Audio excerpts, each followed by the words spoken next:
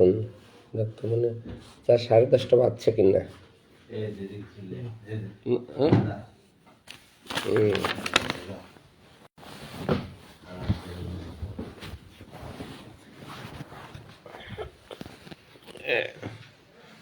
প্রিয় ফেসবুক বন্ধুগণ, ওদের দেখতো শোনা যায় নাকি? আমি তো এখন বুঝতে পারতেছি না যে আমার এইটা কি শোনা যাচ্ছে কি যাচ্ছে না। তবে শোনা যাওয়ার কথা, যেহেতু লাইভ হচ্ছে। অনেক সময় আমার কয়েকদিন আগে আমি লাইভ দিছিলাম, প্রচুর কথা বলছিলাম, প্রায় আধা ঘন্টা বলার পরে একজন আমার কমেন্ট করে বলল যে স্যার শোনা যাচ্ছে না। তো আমার মনে হয় আজকে আশা করি যাই যে এটা শোনা যাচ্ছে।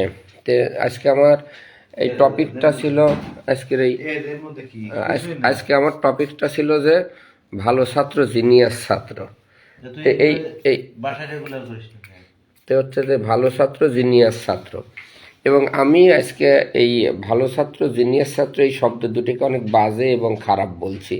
যে আসলে ভালো ছাত্র বা খারাপ ছাত্র এই শব্দটাই, আর ভালো ছাত্র বা জিনিয়াস শব্দ এই শব্দগুলোর সাথেই পরিচিত হলেই মানুষ মনে করে যে কিছু ছাত্র খুবই ভালো, আর কিছু ছাত্র খুব জিনিয়াস, আর কিছু ছাত্র খুব খারাপ। আসলে এই ভালো ছাত্র জিনিয়াস ছাত্রই এই চিন্তা ভাবনাটা বাদ দেওয়া লাগবে। পৃথিবীর যে ছেলেটা প্রথম জন্মগ্রহণ করছে তারও যে ব্রেন যা, আবার সে যদি গ্রামে জন্মগ্রহণ করে তারও ব্রেন যা, এবং সে যদি আমেরিকার জন্মগ্রহণ করে তারও ব্রেন সেম।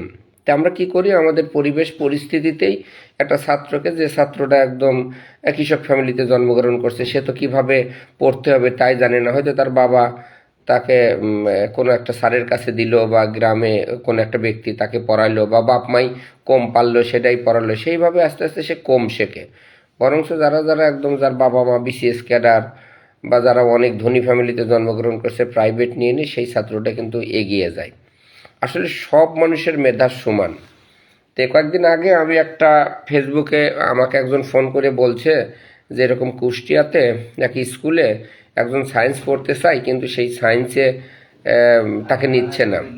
অথচ এই সায়েন্স তার পড়ার যোগ্যতা আছে, তার খুব ইচ্ছা।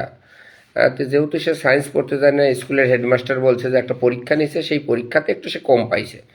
পরীক্ষায় বেশি পাওয়া, পরীক্ষায় কম পাওয়া, এইটা আসলে কোনো মানদণ্ড হতে পারে না।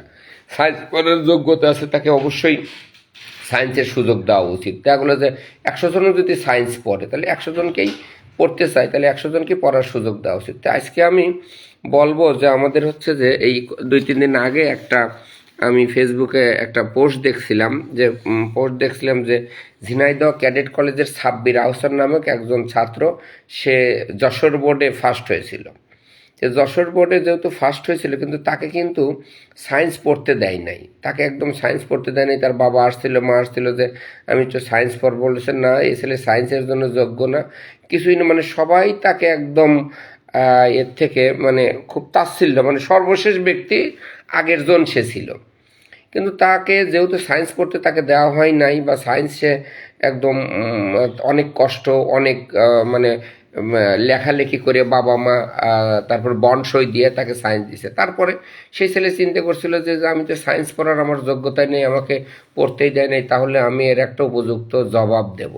সেই উপযুক্ত জবাব দিকে সে দিন রাত 24 ঘন্টা সে পড়া শুরু করলো, এবং ফাইনালি কিন্তু সে যশোর বোর্ডে ফার্স্ট হয়েছে। যে যখন একটা সাধারণ টিচাররা মনে করে যে এর যোগ্যতা নেই, আসলে মূলে ছাত্রের যোগ্যতা ঠিকই আছে। যে টিচার এটা বলছে সেই টিচারেরই যোগ্য নেই। টিচাররা সবসময় কেন কোনো টিচার চায় যে আমার কাছে সব ভালো ভালো ছাত্র আসুক, আমার কোনো পড়ানো না লাগুক, আমি হচ্ছে যে আইসে ছাত্ররাই পড়বে, আমি শুধু একটু দেখা দেবো বাবারে এইটা পড়ে, তারা পড়ে যাবে এবং তারা রেজাল্ট করবে। এই জন্য ম্যাক্সিমাম টিচার হাতে গোনা, আমি সবসময় চাই যে আমার সবচেয়ে দুর্বল ছাত্রকে আমি শেখাই, কিন্তু আমি মনে করি যে ম্যাক্সিমাম টিচার তারা চাই যে আমার ছাত্ররা সব আমার কাছে ভালো ছাত্র আসুক। বুয়েট সে চাই যে আমার ভালো ছাত্ররা আসুক, ভালো ছাত্রদের আমি পড়াবো। বুয়েট তো একটা নর্মাল ছাত্রকেও তো পড়াতে পারে, তা পড়ায় না। ঢাকা বিশ্ববিদ্যালয় চায় যে আমার কাছে সব দামি দামি ছাত্র আসুক। মানে এই যে বিশ্ববিদ্যালয়ের যারা ভিসি বা বিশ্ববিদ্যালয়ের যারা টিচার, তারা যে কতটা বর্বর আচরণ করে সেটা ভাষায় প্রকাশ করা যাবে না। কারণ কি, একটা ছাত্র আপনি বিশ্ববিদ্যালয়ে ধরিলাম না, ঢাকা বিশ্ববিদ্যালয়, হ্যাঁ, আপনি একটা ছাত্রকে পরীক্ষা নিলেন যে সে ঠিক আছে, সে পরীক্ষার জন্য উপযুক্ত, আপনি তো পরীক্ষা নিয়েই ভর্তি করাচ্ছেন। তো সেই পরীক্ষাতে একজন মানুষ ইন্টারমিডিয়েটে বা এসএসসিতে কোনো কারণে খারাপ করতে পারে, বা কোনো জায়গায় হচ্ছে যে তার যখন সে পরীক্ষা দিছিল খাতা মূল্যায়নও ঠিক নাও হতে পারে। আইডিয়াল তো কোনো ভিত্তি নাই, কারণ কোনো ছাত্রকেই তো খাতা দেখানো হয় না। সেই ছাত্র যে কিভাবে মার্কস পাইলো সে চিন্তা করে যে আমি 100-র মধ্যে 100ই পাবো, যা দেখে যে 100-র মধ্যে 70 পাইছে। তাকে তো খাতাটা দেখানো হয় না যে বাবা তুই এই যে এসএসসি পরীক্ষা দিলি, এই এসএসসি পরীক্ষায় তুই 70 পাইছিস, এই 30টা পাইসনি। সে তো ধোঁয়াশার মধ্যে থাকে। তারপরে এই রেজাল্টটা যাই হোক, আপনারা যদি ভর্তি পরীক্ষাই নেন তাহলে ভর্তি পরীক্ষা সবার জন্য উন্মুক্ত করে দেওয়া উচিত। কেন ভর্তি পরীক্ষায় দেখা যাবে যে যারা যারা একদম ফোর সাইড ছাড়া একদম ভর্তি হতে পারবে না, এরকম তো হওয়া উচিত না। 7 না পাইলে ভর্তি হওয়া উচিত না। তাহলে আপনি পরীক্ষা নেন কেন?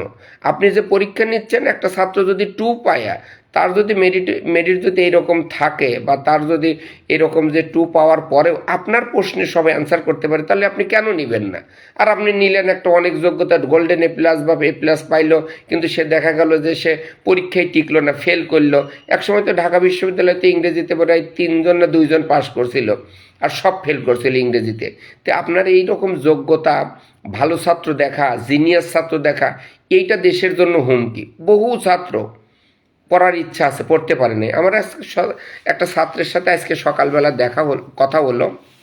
আমার দাদা একটা সাইকেল তৈরি করছিল, ইত্যাদি অনুষ্ঠানে দেখাইছিল, 2জন চড়া যায়, 2জন প্যাডেল করে যায় এবং 6জন ওঠে। তা আমি ওই ছবিটা ফেসবুকে পোস্ট দিয়েছিলাম। সে সকালবেলা আমাকে ফোন করে বলল যে স্যার আমি তো এসএসসিতে আমি 3 পাইছি না 2 পাইছিলাম, 2.4 না কত বললো, যে 2.4 পাইছিলাম। আমি শুনছিলাম যে না 7 পাইলে হচ্ছে যে 7 না পাইলে ইউনিভার্সিটি ভর্তি হওয়া যায় না। তো আমি চিন্তা করছিলাম যে আমার ইন্টারমিডিয়েটে আমি যাতে 5 পাই, তাহলে আমি 7 পাবো, 7 পাই আমি একটা বিশ্ববিদ্যালয়ে পড়বো। সেই ছেলেটা ভ্যান চালাতো, ভ্যান চালায় সে নিজের জীবিকা নির্বাহ করতো। কিন্তু দেখে সেই ছাত্রটা 4.22 পায়, তাহলে 4 দিয়ে 6, 6.44 এরকম একটা কিছু হয়েছিল। ফলে সে আর 7 না পাওয়ার কারণে ইউনিভার্সিটি পরীক্ষা দিতে পারে নাই। সে তারপরে একটা সাবজেক্টে অনার্স পড়ে পাশ করছে, এখন একটা চাকরি করে। কিন্তু তার খুব ইচ্ছা, ঢাকায় তার মাকে নিয়ে আসছে, তার বাবা নাই, নিজে একা সংসার চালায়, মানে করতো। তো এইসব ছেলেপেলেদের জন্য তো কোনো কিছু করা হয় না। এইসব ছেলে 7 না পাইলে পরীক্ষা দিতে পারবে না। তা আমার আজকে যে কথাটা, যে এই যে বিশ্ববিদ্যালয়গুলো যে এত জিপিএ না পাইলে পরীক্ষা দিতে পারবে না, তারা শুধু ভালো ছাত্রক নেয়, তারা শুধু জিনিয়াস ছাত্রক নেয়, এটা মোটেও ঠিক না। বিশ্ববিদ্যালয়ের উচিত যে ঠিক আছে আপনার পরীক্ষা আরও শিথিল করে দেওয়া উচিত। আপনি ছাত্ররা টাকা দিয়ে ভর্তি হবে, টাকা দিয়ে ফর্ম ফিল আপ করবে, তার যদি টাকা যদি সে বেশি থাকে, সে যদি 10টাতে আবেদন করে, তাহলে আপনি বাধা দেওয়ার কে? এই দেশে তো ওই ছেলেটার রাইটস আছে যে আমি একটা ছাত্র যে A+ পাইছে, তার সাথে আমি প্রতিযোগিতামূলক পরীক্ষায় আমি দেব, কিন্তু আপনারা অংশগ্রহণ করতে দেয় না। আর বাংলাদেশে এই যে বিভিন্ন বোর্ডগুলিয়া আরও খারাপ অবস্থা তৈরি করছে। এখানেও তো বৈষম্য তৈরি হয়, কারণ এক বোর্ডে প্রশ্ন সহজ হয়, আর এক বোর্ডে প্রশ্ন কঠিন হয়। এক বোর্ডের স্যার খাতা ভালো করে দেখে, আর এক বোর্ডের খাতা কম করে দেখে। একটা এমসিকিউ জটিল করে দেয়, আর একটা এমসিকিউ সৃজনশীলের নামে অনেক জটিল করে দেয়। তো প্রত্যেকটা পদে পদে সমস্যা। যেহেতু একটা ছাত্রকে খাতা দেখতে আপনারা দেন না, তাহলে ইউনিভার্সিটিগুলোর উচিত যে আমাদের উচিত যে সবার জন্য উন্মুক্ত করে দেওয়া। কেউ পরীক্ষা দিতে চাইলে পরীক্ষা দিবে, আপনি সেই ব্যবস্থা করেন। সারা দেশেই তো পরীক্ষা হয়, এসএসসি পরীক্ষা যদি অল বাংলাদেশে সবাই নিতে পারে, আপনার সকল বিশ্ববিদ্যালয়ে একটা প্রশ্নে পরীক্ষা নেবেন। আপনার ঢাকা বিশ্ববিদ্যালয়ে একটা প্রশ্ন, রাজশাহী বিশ্ববিদ্যালয়ে একটা প্রশ্ন, কেন আপনাদের এত বৈষম্য হবে? বাংলাদেশেই তো আপনারা জন্মগ্রহণ করছেন, বাংলাদেশের শিক্ষা মন্ত্রণালয়ের আন্ডারেই তো হচ্ছে যে এই এত সব কিছু নিয়ন্ত্রণ হচ্ছে। তো আমাদের একজন ছাত্র জিজ্ঞাসা করছে, স্যার জিনিয়াস বলতে আপনি কি বোঝেন? জিনিয়াস বলতে আসলে এখানে যা বোঝা যায় বাস্তব অর্থে, জিনিয়াস বলতে সব স্যারেরা মনে করে যে কোনো ছাত্র একটা পড়া পারলো, ক্লাসে স্যার যা পড়াচ্ছে সেটার প্রশ্ন করলে উত্তর দিল, তাকে জিনিয়াস বলে, বা রেজাল্ট ভালো করলে জিনিয়াস বলে। মোটেও কিন্তু সেগুলো জিনিয়াস না। কাজী নজরুল ইসলাম কিন্তু সে কিন্তু স্কুলেই যায় নাই, কিন্তু তাকে নিয়ে কিন্তু গবেষণা করা হয়, তার নামে বিশ্ববিদ্যালয় হয়, বাংলাদেশের জাতীয় কবি হয়। তাহলে কি জিনিয়াসকে আপনি বলবেন যে যে ছাত্র পরীক্ষা দিয়ে বইয়ের পড়া পড়ে পাশ করলো সেটাই জিনিয়াস? না, জিনিয়াস যে কোনোদিন স্কুলে যায়নি সেও জিনিয়াস হতে পারে, একটা রিক্সাওয়ালা সেও জিনিয়াস হতে পারে। কিছুদিন আগে, আমার সালটা মনে নাই, ঢাকা শহরে একটা গর্তের মধ্যে বা একটা খালের মধ্যে আমাদের হচ্ছে একটা বাচ্চা পড়ে গেছিল, সেই বাচ্চাকে তোলার জন্য দমকল বাহিনী, সব দমকল বাহিনী টাহিনী সবাই ফেল। পরে কিন্তু একটা নর্মাল, সে রিক্সাওয়ালা নর্মাল, আর সাথে দুইজন ছিল, সেটা নিয়ে কিন্তু গর্ত থেকে তারাই কিন্তু বাঁশ দিয়ে সুন্দর করে, ওই না একটা গর্তের মধ্যে পড়ে গেছিল, ম্যানহোলের মধ্যে পড়ে গেছিল সম্ভবত, তারপরে তাকে উদ্ধার করছে। তো এরা হচ্ছে প্রকৃত জিনিয়াস। তো জিনিয়াসের সংজ্ঞাটা আমাদের যদি এই বই পুস্তকের একটি রেজাল্ট ভালো করলো এবং এই রেজাল্টের ওপর ভিত্তিতে তাকে পড়তে দেওয়া হলো, এইটা কিন্তু মোটেও ঠিক না। আমাদের দেখা গেল যে স্কুল পালাইছে রবীন্দ্রনাথ ঠাকুর, কিন্তু রবীন্দ্রনাথ ঠাকুর কিন্তু বিশ্বকবি। তাহলে আমাদের জিনিয়াসের যে সংজ্ঞা, সাধারণ ধারণায় যে পরীক্ষার কয়েকটা প্রশ্ন মুখস্থ করলাম, সেই প্রশ্নের উত্তর দিলাম, এটাকে জিনিয়াস বলে? মোটেও জিনিয়াস না। তাই যদি আপনারা যে ঢাকা বিশ্ববিদ্যালয়ের টিচার হলেই যে জিনিয়াস হবে তা না, রাজশাহী বিশ্ববিদ্যালয়ের টিচার হলেই জিনিয়াস হবে তা না, বা আমাদের মতো বিসিএস ক্যাডার জিনিয়াস হলেই, বিসিএস ক্যাডার হলেই যে জিনিয়াস হবে তা কিন্তু না। আমাদের সেই ব্যক্তিকে আমার দৃষ্টিতে জিনিয়াস বলা হবে যে পৃথিবীর কল্যাণের কামনা করে, যে পৃথিবীর কল্যাণের কথা চিন্তা করে, তার মেধাটা যাতে পৃথিবীর সব মানুষ পায়। আমাদের যেমন 1-2 বইগুলো ভালো না, ওই 1-2 বই যে জিনিয়াস নিজেকে দাবি করে, তার উচিত যে ছাত্রদের জন্য কিছু দেওয়া, যারা ছোট ছোট ছাত্র, একটা জিনিয়াস তার ব্রেন ফ্রিতে দিবে।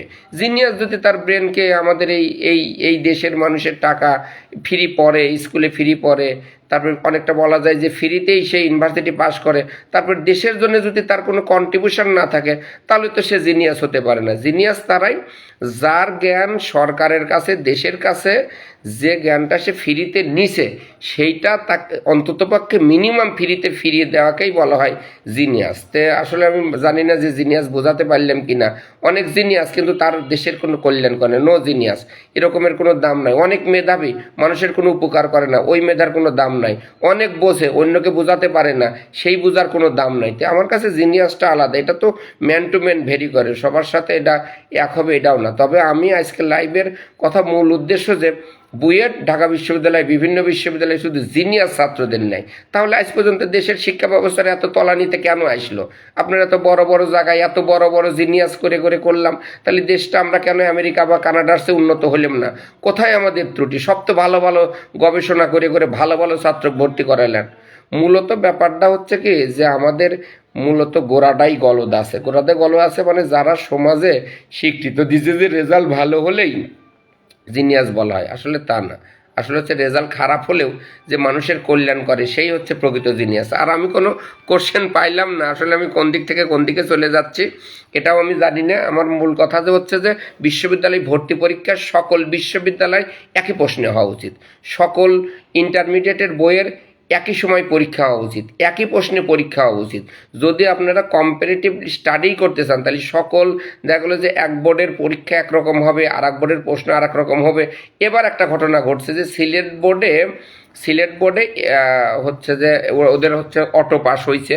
অটো পাস, এবার অটো পাসের সিস্টেমটা আলাদা হয়েছে, যে অটো পাসের দেখা গেলো যে যে সাবজেক্ট পরীক্ষা দিছে সেই সাবজেক্টের রেজাল্ট ধরা হয়েছে, আর যেগুলো পরীক্ষা দেয় নাই সেগুলোকে অটো পাস দিছে। যেমন ময়মনসিংহ বোর্ডে আইসিটি প্রশ্নটা এতটা কঠিন হয়েছিল যে আইসিটি প্রশ্নে প্রায় সবাই ফেল করছে, অথচ সিলেট বোর্ডে কিন্তু এরকম আইসিটি প্রশ্ন পরীক্ষা হয়নি, ফলে সিলেট বোর্ডে কিন্তু সবাই পাস করছে।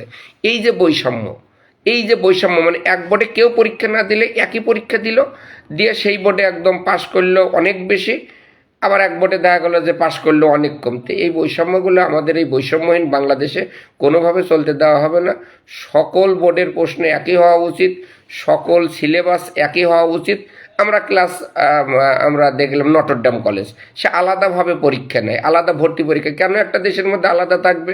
কেন ঢাকা কলেজ একরকম হবে বলা যাবে যে নটরডেম সরকারের কাছে টাকা নেয় না? সরকারের কাছে টাকা না নিতে পারে, কিন্তু নটরডেম তো বাংলাদেশের শিক্ষা ব্যবস্থার অংশ। একটা ছাত্র তো ঢাকা কলেজে যদি সে ভর্তি পরীক্ষা না দিয়া এসএসসির রেজাল্টে যদি তাকে নেয়, নটরডেম কেন আলাদাভাবে পরীক্ষা নিবে?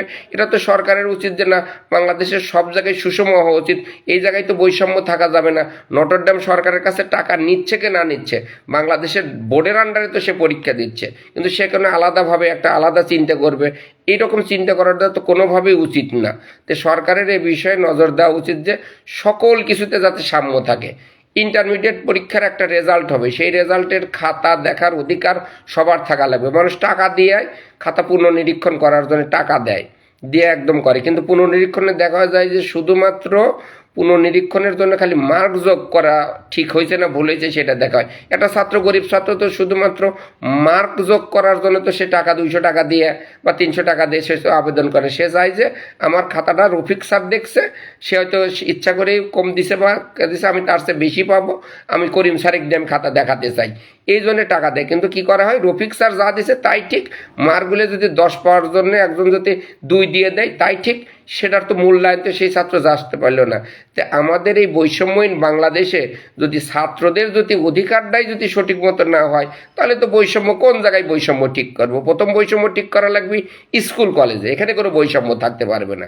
এক স্কুলে দেখা গেলো একই দেশের মধ্যে 5-এ পড়ে একই স্কুলের একটা ছাত্র প্রাইমারিতে একদম পড়তেছে এক বই নিয়ে, সেই জায়গায় যাদের টাকা আছে কেজি স্কুলে পড়তেছে তারা বেশি টাকা নেয়। একটা দেশের মধ্যে কেন এরকম বৈষম্য থাকবে? কেন সবার জন্য উন্মুক্ত, সবার জন্য সমান সুযোগ থাকবে? সবাই পড়লে সবাই কেজিতে পড়বে, সবাই পড়লে সবাই একদম প্রাইমারিতে পড়বে। কেন ভিন্ন জিনিস থাকবে? ভিন্ন জিনিস তো থাকা উচিত না।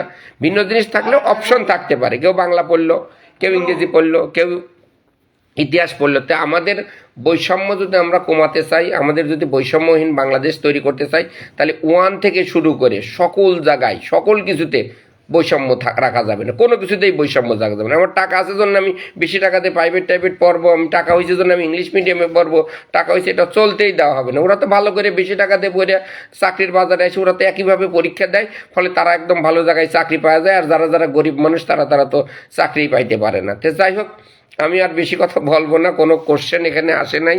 খালিদ আমার সাথে জয়েন করতে চাইছে, দেখি খালিদকে জয়েন করাতে পারি কিনা। গতদিনও জয়েন করতে পারি নাই, আজ পারবো কিনা তা জানি না। এখন খালিদ যদি জয়েন করে তাহলে খালিদ আমার সাথে লাইভে আসলে এটা ভালো হয়। খালিদ হচ্ছে রংপুর মেডিকেল কলেজের ছাত্র, ডাক্তার, ভালো ছাত্র এবং ভালো সংগঠকও। ওর লাইভে আমি অনেক আসছি, রাজশাহী বিশ্ববিদ্যালয়ের পিসি স্যারের সাথে আমি লাইভে আসছি।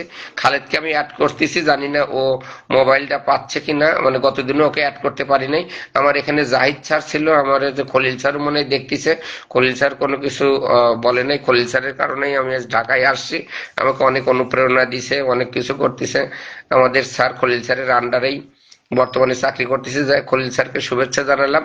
আর অন্যদের আমির হামজা দেখতেছে, আমাদের রবিউল ইসলাম মানে শোনা যাচ্ছে, কিন্তু কারোর কোনো প্রশ্ন নাই। জাহিদ তালুকদার আমার এটা দেখতেছে। জাহিদ তালুকদার তো অনেক ট্যালেন্ট, সে ইংরেজি মাস্টার্সে করে এবং সে নিজে একটা সংগঠন দিছে এবং সারা বাংলাদেশ কেন সারা পৃথিবীর মানুষকে সে ইংরেজি শেখাতে চায়। এবং আমি ইংরেজিতে যতটা শিখছি তার ম্যাক্সিমামই, আমি ধরে নেবো যে প্রায় 60% আমি জাহিদ তালুকদারের কাছ থেকে শিখছি। সে এখন লাইভে আছে, কিন্তু সেও হচ্ছে যে ব্রিং দেম টু ক্যামেরাতে চাচ্ছে, কিন্তু আসলে তাকে অ্যাড করার চেষ্টা করলাম। হচ্ছে যে আমি জানি না অ্যাড করতে পারবো কিনা। মোফাজ্জল হোসেন সেও একটু লাইভে, সেও একটু চাচ্ছে যে সেও যাতে একটু লাইভে যুক্ত হতে চায়, কিন্তু পারতেছি না, কেন পারতেছি না জানি না। জাহিদ তালুকদারকে আমি ক্যামেরাটা দিলাম, জাহিদ তালুকদার কই, মানে জাহিদ তালুকদারকে পাওয়া যাচ্ছে না। তো অ্যাডিং করতেছি। তো সবাইকে শুভেচ্ছা জানালাম। আমাদের ছোট ছোট কথা, ছোট ছোট ভালো ছাত্র, জিনিয়াস ছাত্রর আসল কথাটাই বলি নাই আমি, মানে কথাটা বলতে বলতে অন্যদিকে চলে গেছে। আমি একটু আমার সম্পর্কে বলি। আজকে আমি আসছি যে আমার সম্পর্কে বলার জন্য। আমি কিন্তু 1 থেকে শুরু করে 5 পর্যন্ত কিভাবে পাস করছি সেটা আমি জানি না। মানে সারাদিন মার খাইছি, আমাদের স্কুলে মার দিত, মার খাইছি, মার খায় খায় 5 পাস করছি। আচ্ছা গেল 6-এ উঠলাম, 6-এর থেকে কিন্তু আমি সব সাবজেক্টেই ফেল করছি বলা চলে। ইংরেজিতে অঙ্কতে পার্মানেন্ট ফেল, আর অন্যান্য সাবজেক্টে কিন্তু আমি কোনো রকমে পাস করছি। ফেল করে করে 6-এর থেকে 7-এ উঠছি। 6-এর থেকে কিন্তু 7-এ উঠতে গেলে আমাকে কিন্তু ক্লাস থেকে বের করে দিছিল, আমাকে আমার দাদাকে, যে আমরা পাস করিনি। তারপর আমার মা বাবা যায়া স্যারের কাছে যা বলছিল যে আমার ছেলে সাইকেল ছাড়ে কাজ করতে পারে, কাজ করে, পড়তে পারে না, সেই জন্য ফেল করছে, পরে আর ফেল করবি না। আবার একটু পড়ালেখা করছে, আবার পাস করছি, আবার কিন্তু ইংলিশ অঙ্কে ফেল। কেবলমাত্র 9-10-এ যায় টেস্ট পরীক্ষায় আমি ইংরেজি অঙ্কে ফেল করছি। সেই জন্য ফেল করার কারণে আমার 2 নম্বর হলে সিট পড়ছিল। যদি আমি অল সাবজেক্টে পাস করতাম তাহলে আমার 1 নম্বর হলে সিট পড়তে, 1 নম্বর হলে যারা পড়ছে তারা সবাই ফার্স্ট ডিভিশন পাইছিল, আর আমি 2 নম্বর হলে পড়ছিলাম, আমি সেকেন্ড ডিভিশন পাইছিলাম। যেভাবে একটা ভালো গুলে 1 নম্বর হলে সিট পড়ে, খারাপ গুলে 2 নম্বর হলে সিট পড়ে। ইন্টারমিডিয়েটেও কোনো রকমে সেকেন্ড ডিভিশন পাস করছি। রাজশাহী ইউনিভার্সিটি আমি কেমিস্ট্রি তো পারতামই না, 25-এ পাস, আমি 30 মার্ক পাইছি। ইউনিভার্সিটি ভর্তি পরীক্ষায় কেমিস্ট্রিতে 17 না পাইলে কেমিস্ট্রিতে ভর্তি হওয়া যায় না, আমি 17ই পাইছি। পরে কিন্তু আমি একদম আমাদের এখানে স্ট্যান্ড করার কাছাকাছি 1 মার্কের কম একজন স্ট্যান্ড করে নাই, ক্যাডেট কলেজের ছাত্র ছিল, স্টার পাওয়া ছাত্র ছিল, সব মানুষকে কিন্তু আমি একদম মানে কি বলা যায়, মানে অনেক জিনিয়াস যারা সবসময় দাবি করতো, অনেক মেধাবী যারা দাবি করতো, সবার চেয়ে কিন্তু আমি ভালো মার্ক পাইছি, বেশি মার্ক পাইছি। আমি ভালো ছাত্র না, আমি জিনিয়াস না, কিন্তু আমি পরিশ্রমী। আমি ইউনিভার্সিটিতে ভর্তি পরীক্ষা, ইউনিভার্সিটিতে একটা সমাপনী অ্যালবামে আমি লিখেছিলাম যে আসলে ভালো সাফল্য মানে পরিশ্রম করুন, মেধা, মেধা যদি জিরো না হয়, জিরো হলে পাগল, আর মেধা যদি নর্মাল একও থাকে, যে বেশি পরিশ্রম করবে সে এগিয়ে যাবে। তা আমি হচ্ছে একদম দুর্বল, আমাকে বের করে দিছিল, আমাকে পারতাম না, গালিগালাজ পাইতো, কত মানুষ ছাত্ররা পিছন থেকে আমাকে মাথায় টুক্কা মারতো, তারপরেও কিন্তু আমি ইউনিভার্সিটি ফার্স্ট ক্লাস ফার্স্ট হয়েছি, ইউনিভার্সিটি গোল্ড মেডেল পাইছি, বিশ্ববিদ্যালয় পুরস্কার পাইছি। তা আপনারা যারা মনে করতেছেন যে ও ভালো ছাত্র আর আমি খারাপ ছাত্র, আমি দুর্বল ছাত্র, আমি পারি না, এটা মোটেও ঠিক না। যে পরিশ্রম করবে, যে সাধনা করবে, সেই সাফল্যের উপরে চলে যাবে। ফলে ভালো ছাত্র, জিনিয়াস ছাত্র বলে অন্যকে ধোঁকা দেওয়া, বা যে যারা ভালো ছাত্র, আশেপাশের পরিবেশের মানুষরা বলে যে ও ভালো ছাত্র, জিনিয়াস, তুই পারবো না, আসলে কাউকে অবজ্ঞা করা ঠিক না। সবাই যে পড়বে সেই ফার্স্ট হবে, যে পড়বে সেই অন্যকে ছাড়িয়ে দেবে। তো আমি আমার সম্পর্কে বলে দিলাম। আসলে আপনারা যারা অভিভাবক আছেন বা যারা এই লাইভটা দেখতেছেন, তারা যদি মনে করেন যে না আমার ছেলেটা কিছুই পারে না, আপনার ছেলেকে একটা সাহস দেন, আপনার ছেলেকে বলেন যে তুমিও পারবে। অন্যরা যে ফার্স্ট হয়েছে সে হয়তো 7 ঘন্টা পড়ছে, তুমি 8 ঘন্টা পড়ো, তাহলে তুমি ফার্স্টের চেয়ে উপরে বলবে। ফলে মেধা, জিনিয়াস, এই কথাগুলো আপনারা ব্রেন থেকে আউট করে দেন। পরিশ্রমী সাফল্য চাবিকাঠি, মেধা বা জিনিয়াস এই শব্দটা ব্রেন থেকে ঝেড়ে ফেলেন। মনে করেন যে যে বেশি পরিশ্রমী সেই তত একদম মেধাবী, সেই তত জিনিয়াস, এবং সেই তত হচ্ছে যে সবচেয়ে ভালো, এবং সেই সাফল্য আসবে। ফলে পরিশ্রম করলেন না, আপনার ওই জিনিয়াসের কোনো দাম নাই, পরিশ্রম করলেন না, আপনার কোনো কিছুর দাম নাই। ফলে জিনিয়াস, ভালো ছাত্র, এইসব চিন্তা করা বাদ দিয়ে কোন ছাত্রটা বেশি পরিশ্রমী আপনি সেই ছাত্রকে গুরুত্ব দেন, সেই ছাত্রই একদিন স্বর্ণ জিতে আসবে। সবাইকে শুভকামনা, সবাইকে ধন্যবাদ আমার সাথে থাকার জন্য। লাইভে 8 জন আছেন, আমি তো লাইভে যুক্ত করতে চাইলাম, সবাইকে যুক্ত করতে পারলাম না। আমার জন্য দোয়া করবেন, ভালো থাকেন, সবার জন্য।